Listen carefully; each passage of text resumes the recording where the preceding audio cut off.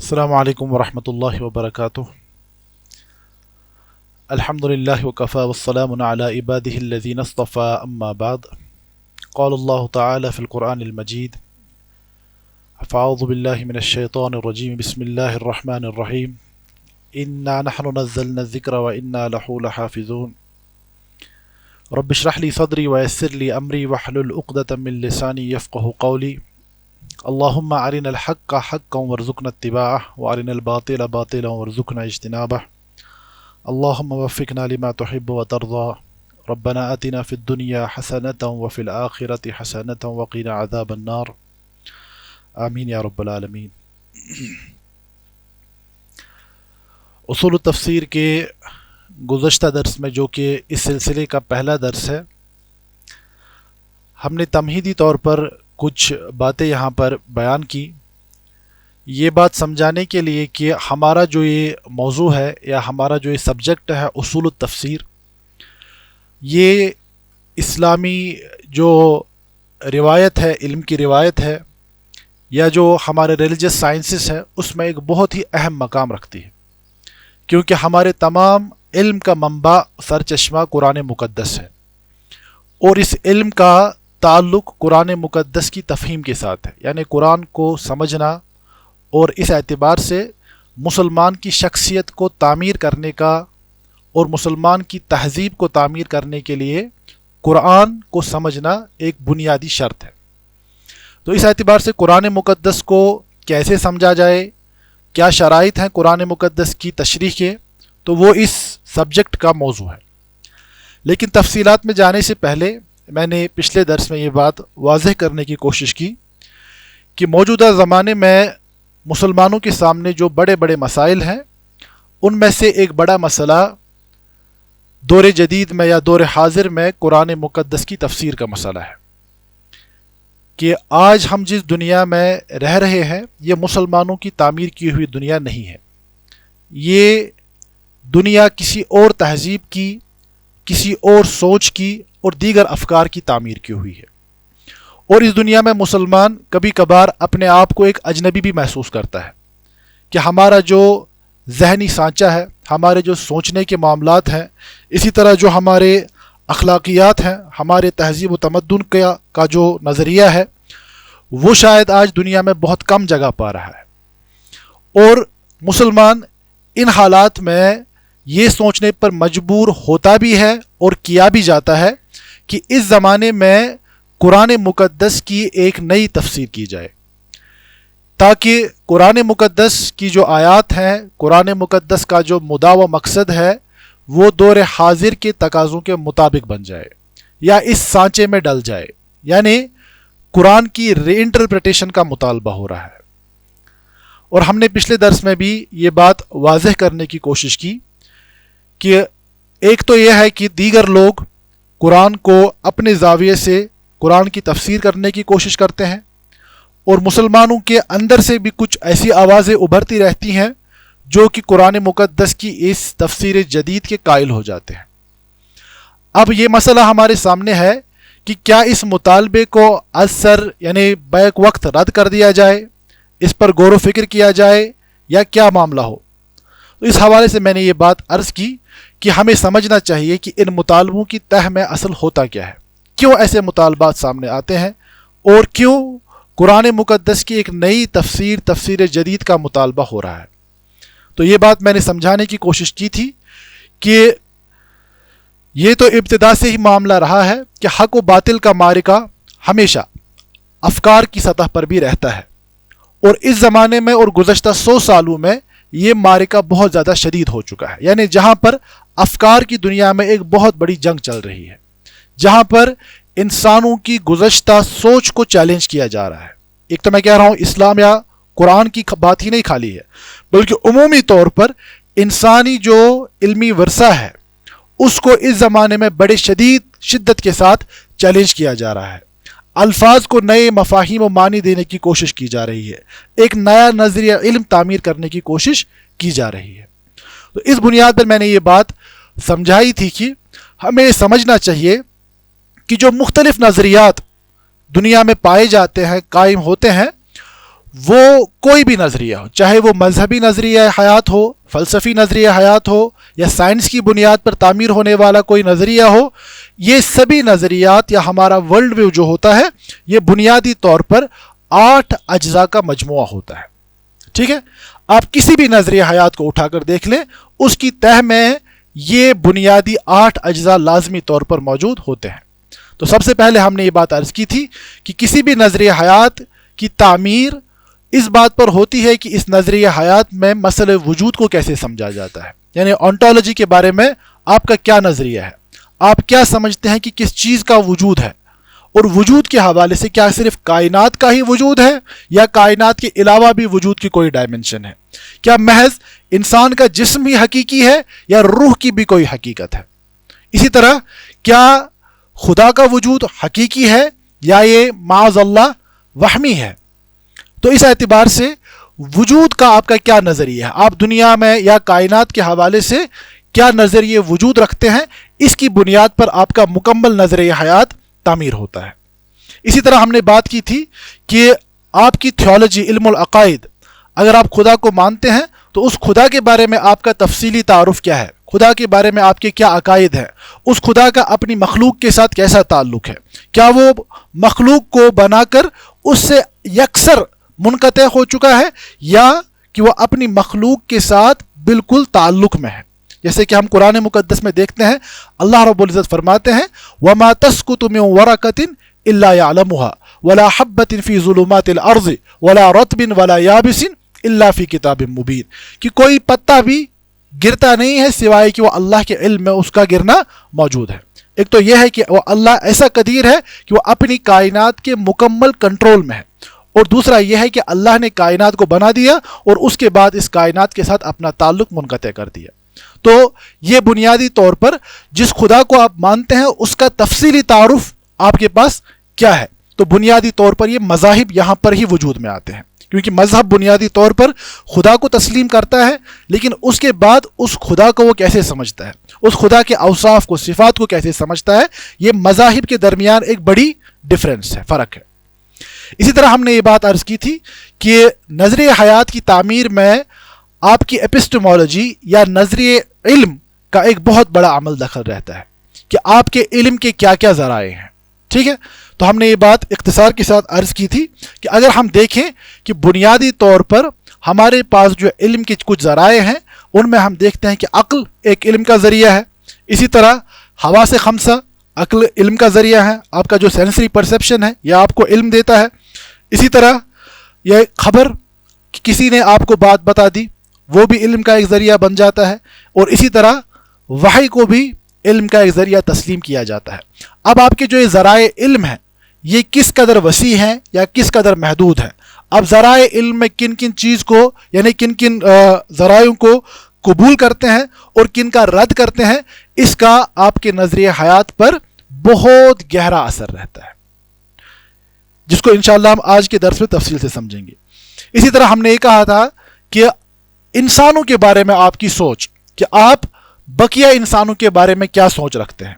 ठीक है, तो उसकी हमने एक मिसाल ये भी बयान की थी कि कुरान मुक़द्दस ने यहूद के हवाले से उनका दीगर इंसानों का के हवाले से जो उनकी सोच है उसका तज़किरा करते हुए क्या कहा कि लैसा अलैना फिल उम्मीयीन सबील, कि यहूद जो मज़ालिम करते थे बाकी लोगों पर, उसकी एक दलील के तौर पर ये कहते थे कि उम्मी लोगों के मुकाबले में हम पर कोई जुर्म आयद नहीं होता, हम इन पर जो भी करना चाहें उसको हम जुर्म तस्लीम नहीं करते। यानी ये दीगर इंसानों के हवाले से उनकी सोच थी, एंथ्रोपोलॉजिकल अंडरस्टैंडिंग उनकी है। ठीक है, तो आप दीगर इंसानों को कैसे समझते हैं, उनकी तहजीब तमद्दुन को कैसे समझते हैं और बज़ाते खुद इंसान को क्या समझते हैं, इसका आपके नज़रिए हयात पर एक बहुत गहरा असर रहता है।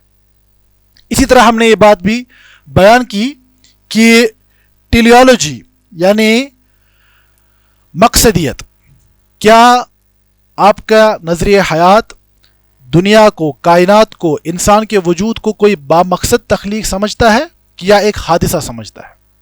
अगर ये एक हादिसा है तो शायद आपका ज़िंदगी गुजारने का सलीका तरीका मुख्तलिफ होगा उसके मुकाबले में कि जो ज़िंदगी को एक बामकसद अमल समझता है। तो ٹیلیولوجیکل انڈرسٹینڈنگ آپ کی کیا ہے، آپ کائنات کے وجود کو کیسے سمجھتے ہیں، کہ کیا اس کا کوئی مقصد ہے یا نہیں ہے، انسان کی زندگی کا کوئی مقصد ہے یا نہیں ہے، یہ سب آپ کے مجموعی یعنی نظریہ حیات پر بہت گہرا اثر رکھتا ہے۔ اسی طرح ہمارا فلسفہ اخلاق، مورالٹی اینڈ ایتھکس کا معاملہ ہے کہ کیا چیز اخلاقی ہے اور کیا چیز غیر اخلاقی ہے۔ تو میں نے گزشتہ درس میں بھی یہ بات بیان کی تھی کہ اگر ہم دیکھیں موجودہ دنیا میں انسانوں کے درمیان تعلق کو ایک نئی ڈیفینیشن دینے کی کوشش کی جا رہی ہے، ہم جنس پرستی کے حوالے سے مطالبات ہو رہے ہیں۔ اب یہ اخلاقی ہے یا غیر اخلاقی ہے، شراب خوری اخلاقی ہے یا غیر اخلاقی ہے، سود خوری اخلاقی ہے یا غیر اخلاقی ہے، اس کا فیصلہ کیسے ہوگا؟ سمجھ آ رہی بات؟ دیکھیے، اگر کوئی قوم ایسی ہے جن کے نظریہ حیات میں وحی کا کوئی مقام ہے ہی نہیں، ٹھیک ہے، تو وہ لوگ کیسے اس کا فیصلہ کریں گے کہ سود کھانا حرام ہے کہ نہیں ہے، شراب پینا حرام ہے کہ نہیں ہے؟ تو آپ کی مورالٹی، جو آپ کے ایتھکس ہوتے ہیں، تو ان کی کیا بنیاد ہوتی ہے، اس کو سمجھنے کے لیے ضروری ہے کہ اوپر والے جو چار ہیں نا، اونٹولوجی، ایپسٹمولوجی، اینتھروپولوجی اور ٹیلیولوجی، اوپر کے اجزاء میں آپ کا جو فہم ہوگا اس کا اثر آپ کے اخلاق پر بھی ہوگا، اس کے بعد آپ کی تشریعات، قوانین، لا پر بھی ہوگا، اسی طرح آپ کی ایستھیٹکس، آپ کی جمالیات کی حص پر بھی ہوگا، یعنی آپ بیوٹی کو کیسے پرسیو کرتے ہیں، ٹھیک ہے۔ تو اس اعتبار سے مجھے لگتا ہے کہ گزشتہ درس میں اس کی تفصیلات آ چکی ہے، فقط یاد دہانی کے لیے کہ کوئی بھی نظریہ حیات ہو، مذہبی نظریہ حیات ہو، الہادی نظریہ حیات ہو، فلسفے کی بنیاد پر تعمیر ہونے والے نظریات ہوں، ان سب کی تہ میں ان 8 اجزاء کے حوالے سے جو فہم موجود ہوگا ویسا ہی آپ کا نظریہ حیات تعمیر ہوگا۔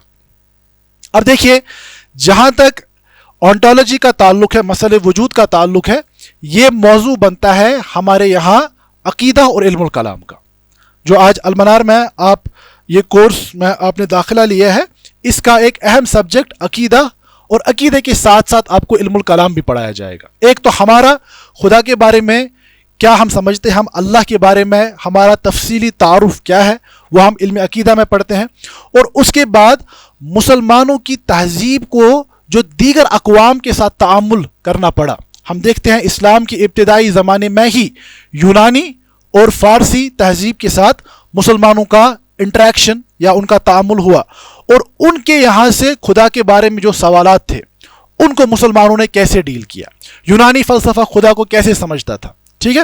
تو اسی لیے مسلمانوں کے یہاں ایک باضابطہ فن علم کلام کے نام سے وجود میں آیا، اور یہ ہمیں اس زمانے میں بھی سمجھنا ہے کہ ایک تو خدا کے حوالے سے ہمارا تعارف ہے، ہم خدا کو کیسے سمجھتے ہیں، اسی طرح دنیا میں وہ لوگ بھی ہیں جو ہمارے سمجھ کے برعکس خدا کے بارے میں اور کوئی تعارف رکھتے ہیں، تو ان کے دلائل کو کیسے سمجھا جائے، ان کے باطل کو کیسے واضح کیا جائے کہ آپ غلط پر ہیں اور اسلام کی دلائل حق ہے، تو اس کے لیے علم کلام کا سمجھنا بہت زیادہ ضروری ہے۔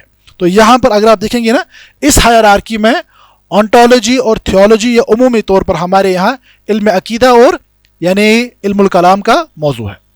اسی طرح جو ایپسٹمولوجی کا مسئلہ ہے، یہ ہمارا نظریہ علم ہے، مسلمانوں کا نظریہ علم، اس میں آپ انشاءاللہ اصول التفسیر جو ہمارا ہے وہ بھی اسی میں فال کرتا ہے، اسی طرح آپ حدیث کے حوالے سے جب بات کریں گے وہ بھی ہمارے نظریہ علم کا حصہ ہے۔ ہم کیا کہتے ہیں، مثال کے طور پر میں کہوں کہ سود حرام ہے، ٹھیک ہے، آپ کہیں گے کہ کیوں، کیسے حرام ہے، کیسے معلوم ہے؟ میں کہوں گا کہ قرآن نے اس کی حرمت ثابت کی ہے، تو اس کا مطلب کیا ہے کہ میرے پاس قرآن مقدس علم کا ایک ذریعہ ہے، ٹھیک ہے، ایک ذریعہ نہیں بلکہ سب سے اونچا ذریعہ ہے، ٹھیک ہے۔ اسی طرح آپ کسی چیز کی حلت و حرمت یا کسی حکم کو جب حدیث سے ثابت کرتے ہیں تو آپ دراصل یہ کہہ رہے ہوتے ہیں کہ میرے نظریہ علم میں حدیث ایک اونچا مقام رکھتا ہے، میرے لیے علم کا ذریعہ حدیث ہے۔ جیسے ابھی میرے لیے رات ہے یا دن ہے، اس کو معلوم کرنے کے لیے میں اپنے حواس کو استعمال کرتا ہوں، ہے نا۔ اگر مجھے ابھی کوئی پوچھے کہ دن ہے کہ رات ہے، دن ہے کہ رات ہے، دن ہے نا، تو کیسے معلوم ہے ہمیں؟ یہ ہمارے حواس ہمیں بتاتے ہیں کہ ابھی روشنی ہے، دن کا وقت ہے، ٹھیک ہے۔ اسی طرح جیسے میرے حواس علم کا ذریعہ ہے، میری عقل علم کا ذریعہ ہے، کسی سچے انسان کی خبر میرے لیے علم کا ذریعہ ہے، اسی طرح سب سے مضبوط ذریعہ جو میرے لیے ہے علم کا، وہ وحی ہے۔ تو اس کا مطلب کیا ہوا کہ جب ہم اصول التفسیر یا تفسیر کی یا حدیث یا اصول حدیث کی بات کرتے ہیں تو بنیادی طور پر ہم اسلامک ایپسٹمولوجی کی بات کر رہے ہوتے ہیں، ہم اسلامی یعنی نظریے علم کی بات کر رہے ہوتے ہیں، ٹھیک ہے؟ تو اس ہائرارکی میں جو مجموعی ہمارا نظریہ حیات تعمیر ہوتا ہے، ہمارے اس سبجیکٹ کا تعلق کس کے ساتھ ہے؟ ایپسٹمولوجی کے ساتھ، نظریہ علم کے ساتھ۔ آپ بات سمجھ رہے ہیں؟ اگر آپ عقیدہ پڑھیں گے تو وہاں پر آپ کس حصے کو سمجھ رہے ہیں؟ یعنی وجود کے مسئلے کو، ٹھیک ہے، اونٹالوجی کے مسئلے کو آپ وہاں پر سمجھ رہے ہیں۔ تو آج کے درس میں اس سے پہلے کہ ہم اسلامی نظریہ علم کو سمجھیں، اس سے پہلے ایک تو ہم نظریہ علم کا عمومی تعارف دیں گے کہ ہم ایپسٹمولوجی کسے کہتے ہیں، اور اس کے بعد اسلامی ایپسٹمولوجی کو سمجھنے سے پہلے ہم غیر اسلامی یعنی ایپسٹمولوجیز کو سمجھنے کی کوشش کریں گے۔ وہ کیوں ہیں وہ میں انشاءاللہ بتاؤں گا۔ سب سے پہلی بات، نظریہ علم یا ایپسٹمولوجی یہ فلسفہ کی وہ علم فلسفہ کی وہ شاخ ہے جس کا تعلق علم کا جو نیچر ہے، یعنی علم کی اصل اور علم کی وسعت اور علم کی جو حدود، انسانی علم کی جو حدود ہیں، اس کا اس موضوع اس یعنی فن میں اس کا مطالعہ کیا جاتا ہے کہ اس کا نیچر، سکوپ اور لمٹس کیا ہے۔ مثال کے طور پر ہم یہ کہیں گے کہ علم کیا ہے، ٹھیک ہے؟ ہم کب کہیں گے کہ کسی شخص کے پاس علم ہے، ٹھیک ہے؟ ہماری جو کتاب ہے اصول التفسیر، ٹھیک ہے، شیخ الاسلام ابن تیمیہ رحمہ اللہ کی لکھی ہوئی، تو اس میں امام ابن تیمیہ رحمہ اللہ ایک تعریف بیان کرتے ہیں۔ جب ہم کتاب کو شروع کریں گے تو اس وقت ہم تفصیل سے سمجھیں گے۔ فرماتے والعلم اما نقل مصدق ام معصوم و اما قول علیہ دلیل معلوم۔ امام ابن تیمیہ رحمہ اللہ مسلمانوں کے نظر علم کو اختصار کے ساتھ بیان کرتے ہیں۔ فرماتے ہیں کہ ہمارے نزدیک علم وہ ہے جو کہ صادق المصدوق صلی اللہ علیہ وسلم سے نقل کیا گیا ہو، یا کوئی ایسی بات جس کی واضح دلیل موجود ہو۔ سمجھ آ رہی بات؟ یہ ابن تیمیہ رحمہ اللہ بنیادی طور پر مسلمانوں کا نظریہ علم سمجھا رہے ہیں، ہم کس چیز کو علم کہتے ہیں، اور اب علم کی تعریف بیان کی جا رہی ہے۔ تو بنیادی طور پر شیخ الاسلام رحمہ اللہ یہاں پر اسلامک ایپسٹمولوجی کا تذکرہ کر رہے ہیں۔ بات سمجھ آ رہی ہے؟ تو اسی چیز کو دیکھ لیجئے کہ اس میں فلسفے کی اس شاخ میں ہم علم کی تعریف کو سمجھتے ہیں، اسی طرح علم کے ذرائع کو سمجھتے ہیں کہ ہمارے پاس علم کے حصول کے کون کون سے ذرائع ہیں، اسی طرح جو ہمارے عقائد ہے یا ہمارے نزدیک حقیقت کیا ہے تو اس کے لیے ہمارے پاس کیا ذرائع ہیں ان کو سمجھتے ہیں، ٹھیک ہے؟ تو یہ بات میں نے بیان کر دی۔ اب دیکھیں، اسلام کے نظریہ علم کو سمجھنے سے پہلے جیسے میں نے پہلے ہی عرض کیا کہ اس زمانے میں ہمارے پاس بڑا مسئلہ یہ ہے کہ بہت زیادہ ایگریسولی یعنی قرآن مقدس کی ری انٹرپریٹیشن کا مطالبہ ہے، ٹھیک ہے؟ تو وہ مطالبے کہاں سے آ رہے ہیں تو ہمیں سمجھنا پڑے گا، ٹھیک ہے؟ تو اس کے لیے ضروری ہے کہ ہم ان غیر اسلامی نظریات کو سمجھیں جہاں سے وہ مطالبات آ رہے ہیں، جہاں سے وہ مطالبات پیدا ہو رہے ہیں، اور یہ کتنا اہم ہے اس کی وضاحت سیدنا عمر ابن الخطاب رضی اللہ تعالیٰ عنہ کی اس قول سے ہوتی ہے جو کہ شیخ الاسلام ابن تیمیہ رحمہ اللہ نے منہاج السنہ میں نقل فرمایا ہے۔ فرماتے ہیں کہ فاروق اعظم رضی اللہ تعالیٰ عنہ فرماتے تھے انما تنکسنا ار الاسلام عروتن عروتن اذا نشأ فی الاسلام من لا یعرف الجاہلیہ، کہ اسلام کی جو یہ زنجیر ہے یہ کڑی کڑی علیحدہ ہو جائے گی جب کہ اسلام میں وہ لوگ پرورش پائیں گے جو کہ جاہلیت کو نہیں جانتے۔ سمجھ آ رہی بات؟ یعنی سیدنا عمر رضی اللہ عنہ یہ فرما رہے ہیں کہ اسلام کو سمجھنے کے لیے اور اسلام کو مضبوطی سے تھامنے کے لیے ضروری ہے کہ انسان کا جاہلیت کا بھی مطالبہ ہو، وہ جاہلیت کو سمجھتا ہو کہ جاہلیت کس چیز کا نام ہے، ٹھیک ہے؟ تاکہ وہ اسلام اور جہالت کے درمیان فرق کر سکے۔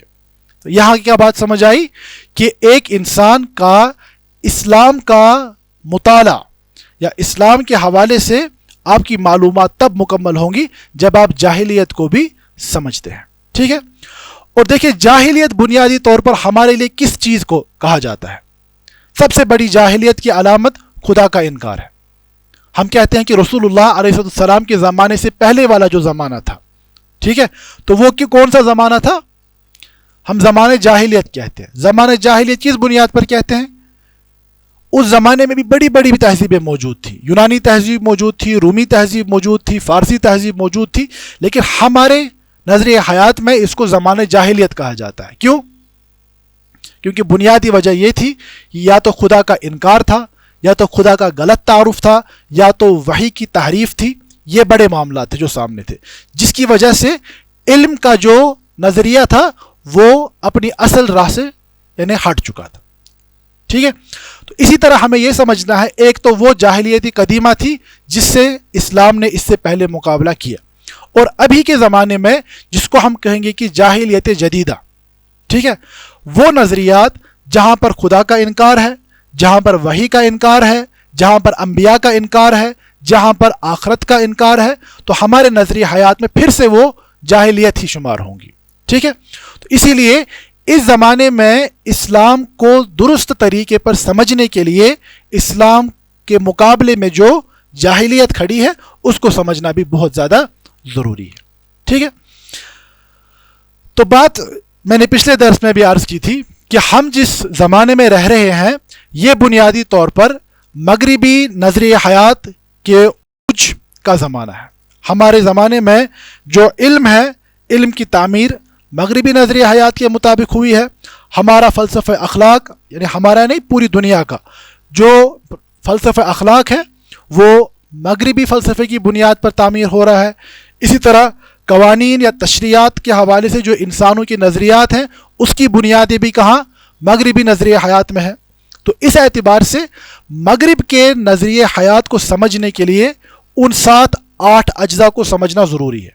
ٹھیک ہے، مغرب میں وجود کا مسئلہ، اسی طرح مغرب میں نظریہ علم کا مسئلہ، مغرب میں اخلاقیات کا مسئلہ، اسی طرح مغرب میں قوانین یا تشریع کا مسئلہ، مغرب میں فائن آرٹس ایستھیٹکس کا یعنی مسئلہ. ٹھیک ہے، تو یہ سب ہمارے سامنے یہ چیزیں آ رہی ہیں. ٹھیک ہے، لیکن جیسے میں نے پہلے ہی عرض کیا اس سبجیکٹ کا تعلق ایپسٹمالوجی کے ڈومین میں ہے. ٹھیک ہے، اسی لیے ہم صرف مغرب کی ایپسٹمالوجی کو ہی سمجھنے کی کوشش کریں گے.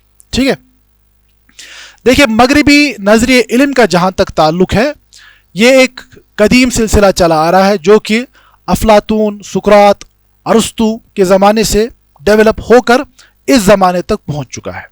ٹھیک ہے، تو یہاں پر ہم فقط ان یعنی نظریات کا تذکرہ کریں گے جو کہ 16ویں-17ویں صدی میں مغرب میں تعمیر ہوئے، یعنی رینیسنس جو کہ مغرب کی تاریخ کا ایک بڑا واقعہ ہے. تو اس کے بعد جو علم کے حوالے سے نظریات تعمیر ہوئے تو ان کو ہم دیکھیں گے.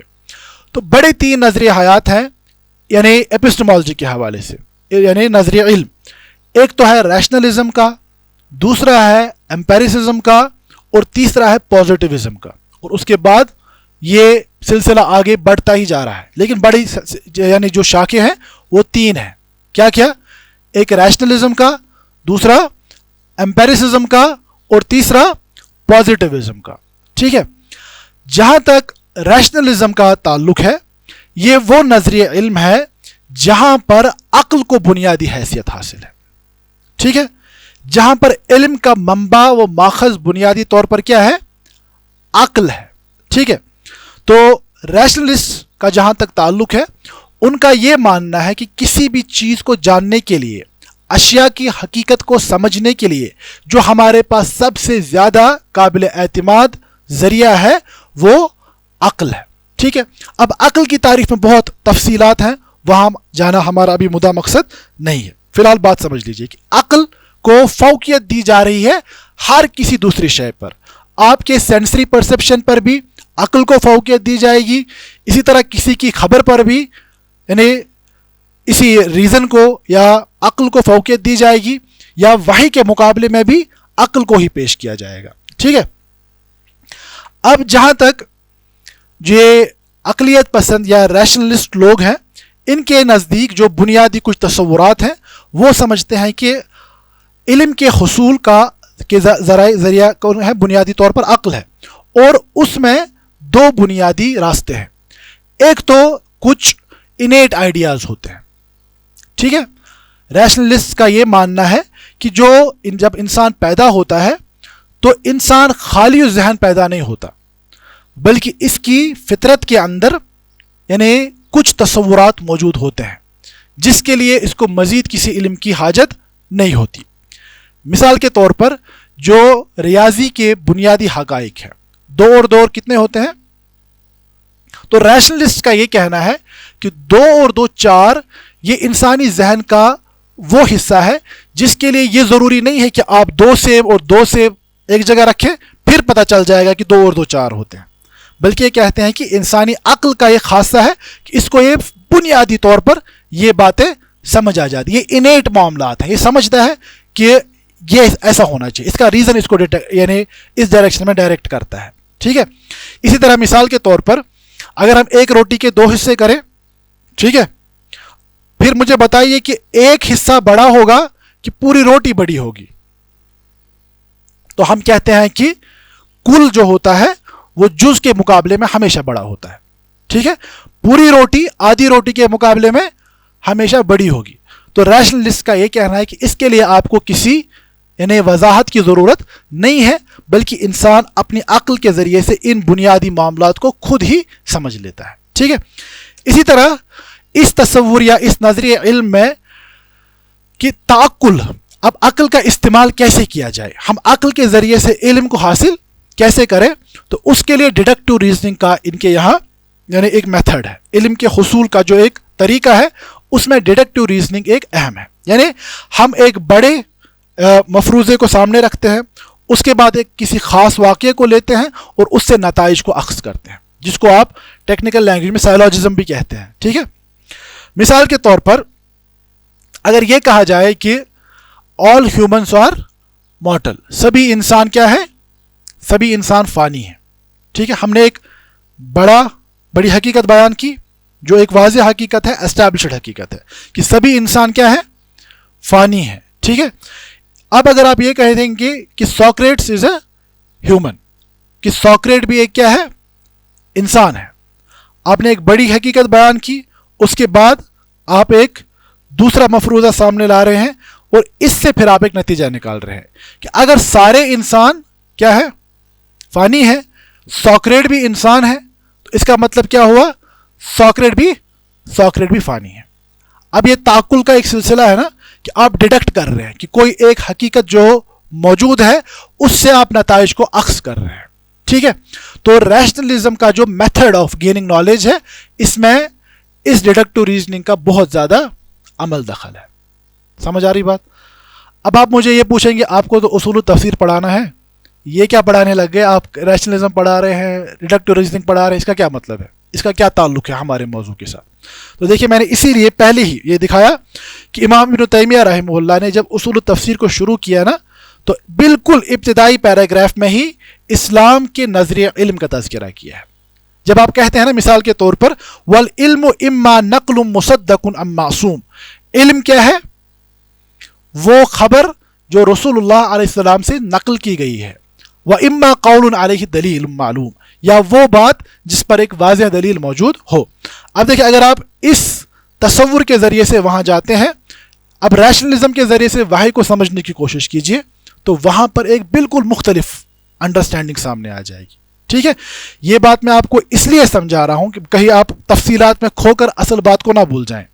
میرا ریشنلزم پڑھانا یا مغربی فلسفہ پڑھانا یہ میرا موضوع نہیں ہے۔ میرا موضوع کیا ہے کہ اس زمانے میں جو تفسیر جدید کا مطالبہ ہو رہا ہے اور جس پر بعض مسلمان لبیک بھی کہہ رہے ہیں اور قرآن کی نئی نئی تفاسیر سامنے لانے کی کوشش کی جا رہی ہے، یہ مطالبات پیدا کہاں سے ہوتے ہیں؟ سمجھ آ رہی بات؟ اب آگے چل کر میں آپ کو دکھاؤں گا کہ قرآن کی ایک تفسیر کا یہ طریقہ ہے جہاں پر معجزات کی فزیکل لاز کے مطابق تعویل کی کوشش کی جاتی ہے۔ اب یہ سوچ سمجھ بنتی کیسے ہے، کہاں سے آتی ہے؟ اسی لیے میں آپ کو یہ سمجھانے کی کوشش کر رہا ہوں، اور اس حوالے سے فاروق اعظم رضی اللہ عنہ کا وہ قول یاد رکھیں کہ انما تنقصنا ار الاسلام عروۃ عروۃ اذا نشأ فی الاسلام من لا یعرف الجاہلیہ، ٹھیک ہے۔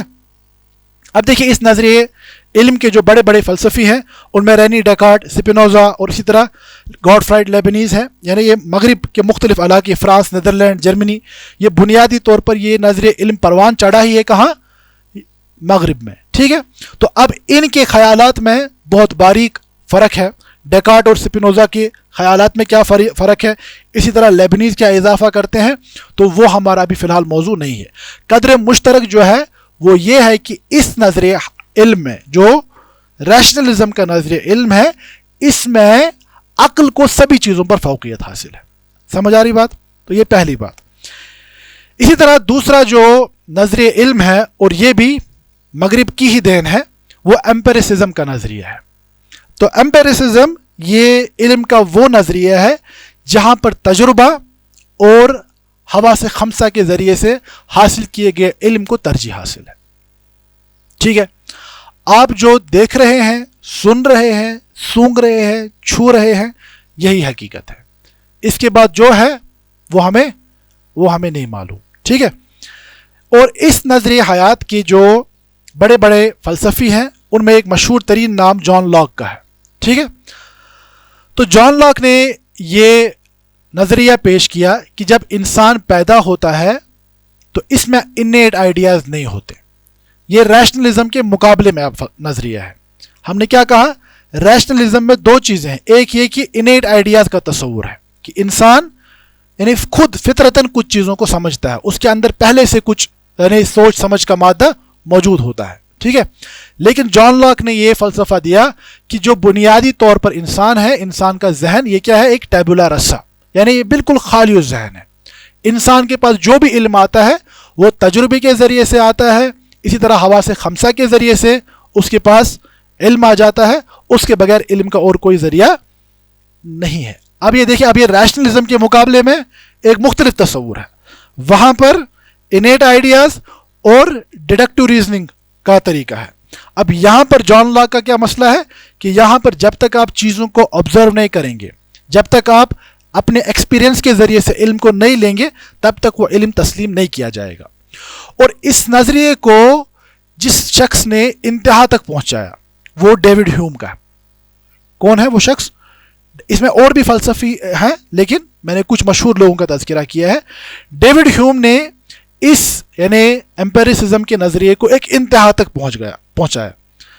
देखिए, एक तरीका यह है, आप ये कहें कि हमारे पास इल्म का सबसे मजबूत ज़रिया वो है जो हवास के ज़रिए से आ जाए। ठीक है, एक बात यह है। दूसरा तरीका यह है कि आप ये कहें कि हवा से खमसा के बगैर इल्म का कोई और मोतबर ज़रिया हो ही नहीं सकता। ठीक है, तो डेविड ह्यूम ने यही बात सामने पेश की कि जो इल्म है वो महज किससे हासिल होता है, वो हवास के ज़रिए से हासिल होता है, एक्सपेरिमेंटेशन और रीजन यानी एक्सपेरिमेंटेशन के ज़रिए से हासिल होता है, उसके बगैर इल्म का कोई मजबूत ज़रिया नहीं है। अब देखिए, ये शख्स वो था जिसने मौजज़ात का इनकार करना किया और इस इनकार को एक नज़रियाती बुनियाद फराहम करने की कोशिश की। क्योंकि डेविड ह्यूम के नज़दीक क्या है, डेविड ह्यूम कहता है कि जो भी इल्म है, जो भी, वो एक तो हवा से खमसा की कैद में होना चाहिए और उसको हम जांचने की पोजीशन में होने चाहिए। समझ आ रही बात? अब देखिए, डेविड ह्यूम के सामने जब कुरान की आयत तिलावत की जाएगी, मिसाल के तौर पर यानी सालेह अलैहिस्सलाम के कौम के हवाले से, जब ये बात कही जाएगी कि एक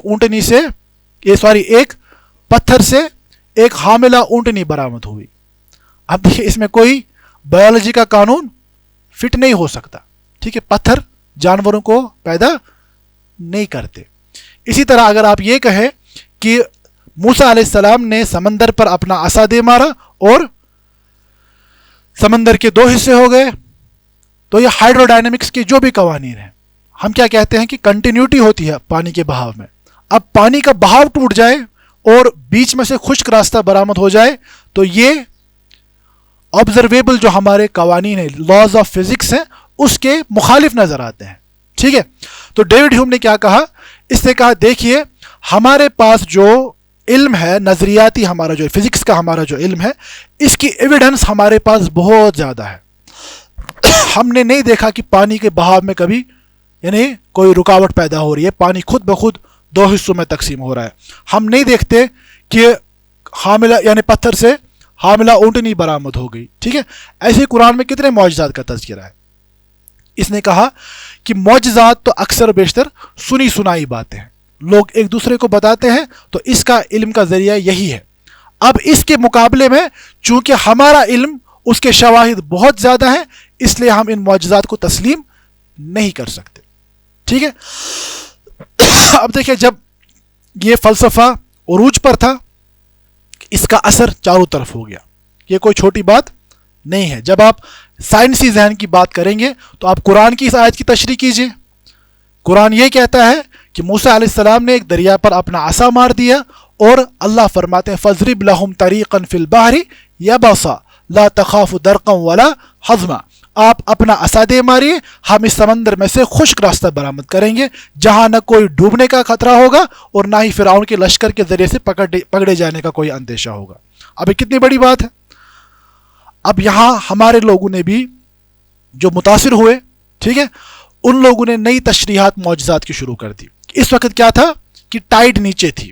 جب موسیٰ علیہ السلام یعنی آگے اللہ نے جو حکم دیا، تو اس وقت دراصل بنیادی طور پر کیا تھا کہ جو سمندر کی لہریں ہیں، ٹائڈز جو ہیں، اس کا ٹائڈ کیا تھی، وہ تب لو ٹائڈ تھی. ٹھیک ہے. تو اس لو ٹائڈ میں سے موسیٰ علیہ السلام اور ان کے ساتھی گزر کر نکل گئے. اب بتائیے، جو معجزے کی ہماری تفہیم ہے، اس میں کیسا معجزہ ہے؟ ٹھیک ہے، سمجھ آ رہی بات؟ اب اس کی تشریح ایسے کیوں کرنے کی کوشش کی جا رہی ہے؟ آپ بات سمجھ رہے ہیں؟ دیکھیں، یہ انسان جو ایسی تشریح کرے گا نا، یہ کبھی کبھار بہت زیادہ مخلص بھی ہو سکتا ہے. یہ اس لیے کرے گا کبھی کبھار کہ آج کا جو نظریہ علم ہے، ڈومیننٹ ورلڈ ویو جو ہے، اس کے مطابق باتیں آ جائیں لوگوں کے ذہن میں بات. کیونکہ آپ دیکھیں، جب آپ محض ایمپیریسزم کی نظر سے دیکھیں گے، آپ کے سامنے آپ کا مخاطب اگر اس نظریے کا حامل ہے تو وہ آپ کی بات کا پہلے انکار کر دے کہ یہ ممکن نہیں ہے، ہم نہیں مانتے اس بات کو. ٹھیک ہے. اب ہم کیسے ثابت کریں کہ یہ معجزہ ہے؟ اس کے لیے ہمارے نظر علم کی طرف جانا پڑے گا. ٹھیک ہے. کیونکہ جب مسلمانوں کا نظر علم تعمیر ہوتا ہے، وہ ڈیوڈ ہیوم کے نظریے کے مطابق نہیں ہے. اب آپ ڈیوڈ ہیوم کے نظریے کو حق مان کر قرآن کی تشریح کرنا شروع کر دیں تو ایک مختلف راستہ نکل آئے گا. بات سمجھ آ رہی ہے؟ اسی طرح جو ایک اور غالب، بلکہ ہم کہیں گے کہ ابھی تک کے زمانے تک جس نظریہ علم کا سب سے گہرا اثر ہے، وہ آگسٹ کامٹ کا دیا ہوا نظریہ پازیٹیوزم کا ہے. ٹھیک ہے. یہ فرانسیسی یعنی فلسفی اور سوشالوجی کے ماہر تھے، بلکہ سوشالوجی کی جو ٹرم ہے وہ انہی صاحب نے سب سے پہلے دی ہے. تو انہوں نے پازیٹیوزم کا فلسفہ پیش کیا یا نظریہ علم پیش کیا، اور ان کا جو بنیادی پورا تفسیرات اس میں بہت زیادہ ہیں. دیکھیے، یہ ممکن نہیں ہے کہ میں ایک لیکچر میں ان سبھی چیزوں کو سمجھا پاؤں. میں صرف وہ باتیں عرض کر رہا ہوں جن کا براہ راست تعلق ہمارے سبجیکٹ کے ساتھ ہے. ٹھیک ہے. تو آگسٹ کامٹ نے یہ کہا کہ دیکھیے، انسان کا جو علمی ارتقاء ہے، علمی سفر ہے، ابتدا سے یہ کچھ مراحل سے ہو کر گزرا ہے. ٹھیک ہے. پہلے مرحلے وہ کیا کہتا ہے کہ تھیولوجیکل سٹیج، کہ انسان ایک ایسی دنیا میں رہتا تھا جہاں پر کائنات کے جو مظاہر ہیں، کائنات کے جو حالات ہیں، انسان کے آس پاس کا جو فینومینا ہے، اس کی تعبیر انسان اس کو سمجھ نہیں آ رہی تھی کہ کیا ہو رہا ہے. اسی لیے یہ سپر نیچرل پاورز کی طرف چیزوں کو منسوب کرتا تھا. مثال کے طور پر اگر آپ یونانی فلسفے کو دیکھیں گے تو وہاں پر، یا تھیولوجی کو دیکھیں گے تو وہاں پر آپ دیکھیں گے کہ جو مثال کے طور پر تھنڈرنگ ہوتی ہے، ٹھیک ہے، ہم کہتے ہیں نا جو گرج چمک ہوتی ہے، وزمل کاشر پر، ٹھیک ہے، یہ کیوں ہو رہی ہے؟ سمجھ آ رہی بات؟ تو ان کے یہاں یہ ہے کہ کوئی بڑی دیوی ہے، اس کے ہاتھ میں ہتھوڑا ہے، وہ بادلوں پر مار رہی ہے، تو اس کی وجہ سے برآمد ہو رہی ہے. ٹھیک ہے. تو آگسٹ کامٹ نے یہ کہا کہ انسانوں کا ایک وقت وہ تھا جب کہ وہ سپر نیچرل فینومینا کو نہ سمجھنے کی وجہ سے تھیولوجیکل ریزننگ دے رہے تھے. وہ اس کو دیوی دیوتاؤں کی طرف یا سپر نیچرل پاورز کی طرف، خداؤں کی طرف منسوب کر رہے تھے. ٹھیک ہے. پھر اس کا کہنا ہے کہ انسان اب تھوڑا بالغ ہوا، آگے بڑھا، تو علم کا ایک دوسرا مرحلہ میٹا فزیکل سٹیج کا آ گیا، کہ جہاں پر انسان نے فلسفیانہ انداز میں سوچنا شروع کر دیا، چیزوں کی توجیحات، کاز اینڈ ایفیکٹ کا پرنسپل سامنے لانے کی کوشش کی. اور تیسرا وہ کہتا ہے کہ اب انسانی علم اپنی معراج کو پہنچ چکا ہے، جو کہ پازیٹیو سٹیج ہے. پازیٹیو سٹیج کا کیا مطلب؟ کہ آج کے زمانے میں علم وہی ہے جس کو آبزرو کیا جا سکے، جس کو ایکسپیریمنٹ کیا جا سکے، اور جس کے پیچھے ایک واضح دلیل موجود ہو، جس کو آپ سائنٹیفک میتھڈ کہتے ہیں۔ بات سمجھ آ رہی ہے؟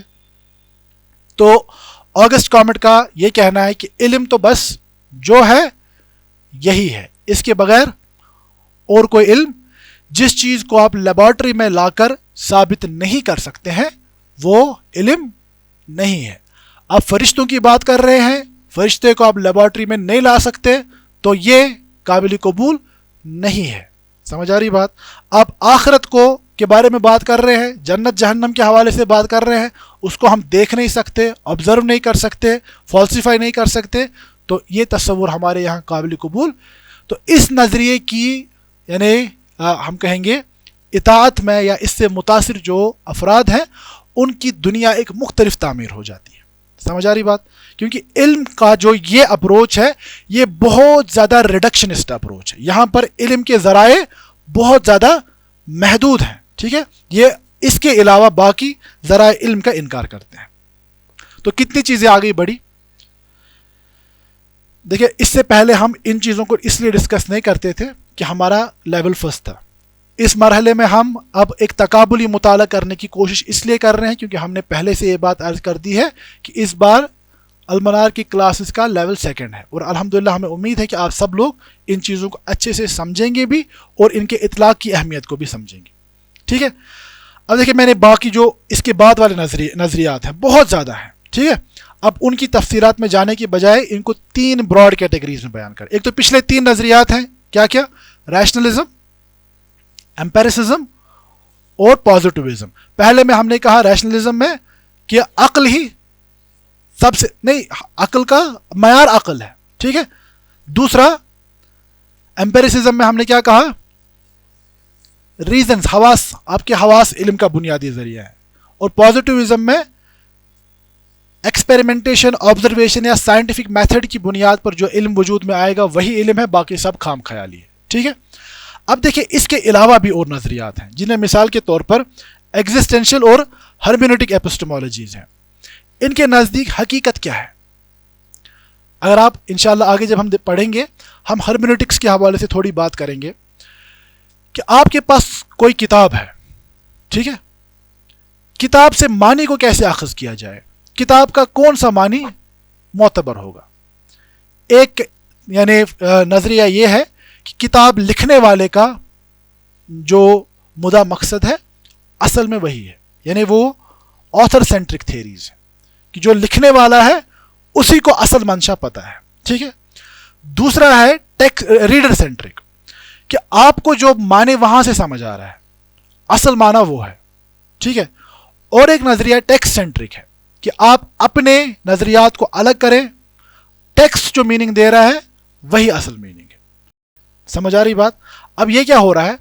کسی ٹیکسٹ کو انٹرپریٹ کیا جا رہا ہے، اس کی تشریح کی جا رہی ہے، وضاحت کی جا رہی ہے۔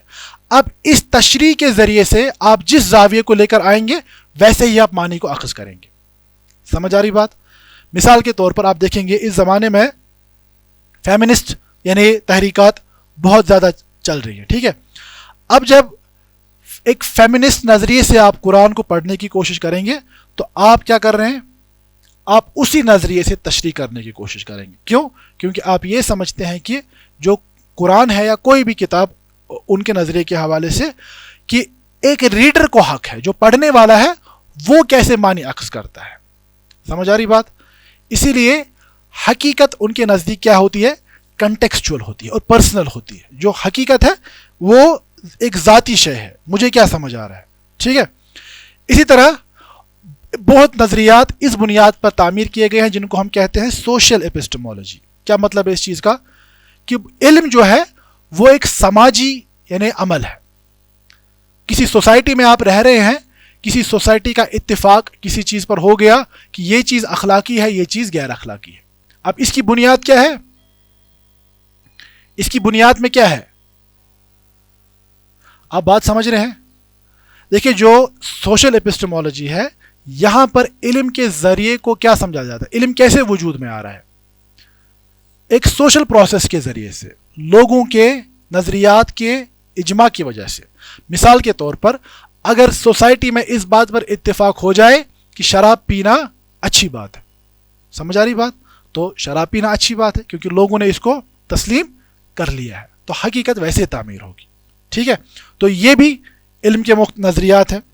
اسی طرح آج کل کے زمانے میں جس جگہ ہم کھڑے ہیں، ٹھیک ہے، ایک زمانے میں ہم ماڈرنٹی کی بات کیا کرتے تھے، لیکن اب انسان یہ دعویٰ کر رہا ہے کہ ہم وہاں سے بھی آگے بڑھ چکے ہیں، یعنی پوسٹ ماڈرن یا پوسٹ اسٹرکچرل ایپسٹمالوجی کا زمانہ ہے۔ یعنی ان کا کیا کہنا ہے؟ دیر از نو ٹروتھ، کوئی ایک حقیقت نہیں ہے بلکہ آپ کا نظریہ ہے، الفاظ کی کوئی خاص معنی نہیں ہے۔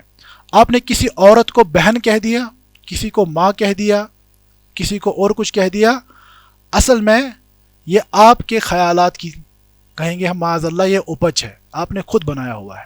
اصل میں ان چیزوں کی کوئی، آپ کا جو نظریہ ہے آپ اس کو معنی پہنائیں گے۔ آپ ماں کس کو کہیں گے؟ اس کی ایک نئی تشریح ہوگی۔ آپ یعنی بہن کس کو کہیں گے؟ اس کی ایک نئی تشریح ہوگی۔ سمجھ آ رہی بات؟ اسی طرح آپ انسانوں کے درمیان نکاح کے تعلقات جو ہیں ان کو ایک نئے سرے سے ڈیفائن کریں گے، کیونکہ آپ کا اپنا پرسپیکٹو اہم ہے، ٹھیک ہے؟ تو ان کے نزدیک کوئی آبجیکٹو ریئلٹی نہیں ہو سکتی، ٹھیک ہے، بلکہ الفاظ کو نئے سرے سے تعمیر کیا جائے گا۔ اس میں ڈیریڈا وغیرہ جیسے جو فلسفی ہیں ان کا بہت زیادہ عمل دخل ہے کہ سبھی چیزوں کو نئے عصری نو ہر ایک چیز کا جائزہ لیا جائے، ٹھیک ہے، جہاں پر کسی چیز کا کوئی فکسڈ مطلب ہے ہی نہیں، آپ مطلب تعمیر کر سکتے ہیں۔ سمجھ آ رہی بات؟ تو اب دیکھیے، اگر آپ ان سبھی نظریات کو سامنے رکھیں گے تو کتنے مطالبات پیش ہوں گے؟ سمجھ آ رہی بات؟ ریشنلزم کی نگاہ سے اگر آپ دیکھیں گے تو ایک نئی دنیا تعمیر ہوگی، ایمپیریسزم کی دنیا سے دیکھیں گے تو ایک نئی دنیا تعمیر ہوگی، پازیٹیوزم آپ کے سامنے ایک نیا تصور علم لے کر آئے گا۔ اسی طرح ہرمیونیٹکس یا جو ہم نے کہا کہ سوشل ایپسٹمالوجی، پوسٹ ماڈرن تھیریز جو ہے، یہ علم کے نئے نئے زاویے لے کر، ہم اس کو علم کہیں گے یا نہیں کہیں گے اس پر بات آگے چل کر ہوگی۔ فی الحال میں ایک عمومی معنی میں استعمال کر رہا ہوں کہ یہ ہمارے سامنے ایک الگ الگ نظریات کو لے کر آتے ہیں۔ اب اگر آپ ان نظریات کو جانتے ہیں، ان سے متاثر ہو چکے ہیں اور نظریہ علم جو اسلام کا ہے اس سے واقف نہیں ہے، تو یہ سیدھی سی بات ہے کہ تراث کے بارے میں، جو ہماری علمی تراث ہے، اس کے بارے میں آپ شبہات کے شکار ہو جائیں گے، ٹھیک ہے؟ آپ قرآن کے حوالے سے بھی معاذ اللہ شبہات کے شکار ہو سکتے ہیں، ٹھیک ہے؟ اب ہمارا کیا ذمہ ہے؟ ہمارا ذمہ یہ ہے کہ بطور طلباء، یعنی علم دین کے طلباء، ہم اپنی تراث کو ایک سمجھیں گے بھی، اس کے بعد جاہلیت جدیدہ کا بھی مطالعہ کریں گے، اور بطور طلباء اور انشاءاللہ ہم میں سے جو علم کے مقام پر فائز ہوں گے، ہم اس چیلنج کو آن فیس لیں گے، یعنی اس کا حل انسانوں کو پیش کر کے دیں گے، کیونکہ پوری انسانیت جو آج ہے وہ ان افکار اور نظریات کے معرکے میں تباہ ہو رہی ہے، ٹھیک ہے؟ تو مسلمانوں کے پاس آج دعوت کے میدان میں بھی، علم کے میدان میں بھی جو سب سے بڑا مطالبہ ہے وہ یہ ہے کہ جاہلیت جدیدہ کے جتنے بھی تصورات ہیں ان کا قرآن کی نگاہ سے جواب پیش کیا جائے، انسانوں کے سامنے قرآن کے نور مبین کو واضح کیا جائے۔ اب ہم اس زمانے میں رہ کر قرآن کی آیات کو کیسی تشریح کریں گے، ہمارے پاس کیا اصول و ضوابط ہے، وہی یعنی ہمارا اس سبجیکٹ کا موضوع ہے۔